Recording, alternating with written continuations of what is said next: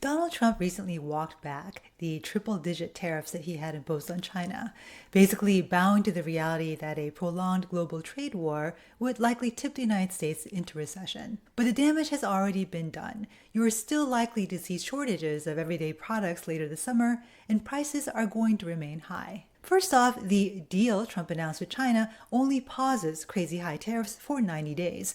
Those 145% tariffs could still come back. Second, there's still a 30% tariff still remaining on Chinese goods. That's 10 percentage points higher than what they were before Trump took office. Here's another problem. In the weeks following Trump's announcement on tariffs, a worrying phenomenon started to happen. Ships stopped coming to the United States as companies started canceling orders. As the New York Times reported, in the last 5 weeks, bookings to ship containers from China to the United States were 45% below the level in the same period last year.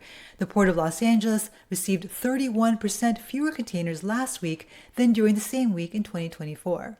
But for some reason, Trump has claimed that empty ports are a good thing. When you're saying it slowed down, that's a good thing, not a bad thing. Most Americans will probably disagree with Trump. Even if the tariffs were to go away tomorrow, a 5-week disruption in supply chains will mean shortages and higher prices. Here are just a handful of the ways that your everyday life might get a little more inconvenient and a little more expensive this summer. For instance, if you need to wake up on time and your alarm clock is broken, a new one is going to cost you more. China produces more than 80% of the world's alarm clocks and more than 99% of the alarm clocks sold in the United States. The same goes if you want a piece of toast for breakfast. China produces more than 99% of the toasters sold in America. In 2023, the United States added $140 million to its trade deficit with China just by buying toasters. And the rest of your morning routine could also get more pricey if you're a user of cosmetics. Much of the packaging for cosmetics comes from China, as do a lot of the ingredients. But many ingredients come from all over the world, which are still, don't forget, subject to those 10% baseline tariffs Trump announced early on.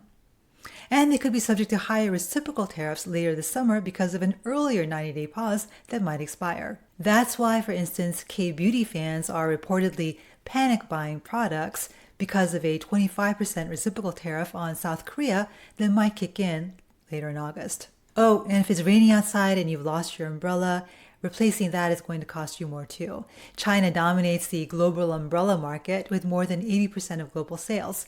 In 2023, Americans imported $501 million worth of umbrellas from China. Of course, this isn't all. China makes 90% of Halloween costumes, most of the world's Christmas decorations, 90% of strollers, 98% of car seats, and 80% of toys.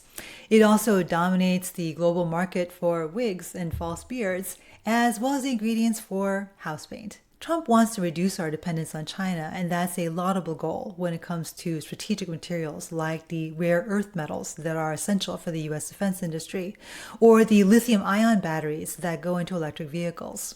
But tariffs on umbrellas, Halloween costumes, and toasters aren't going to make America great again, just more expensive. I'm Ann Kim, and thank you for watching. Don't forget to share, like, and subscribe.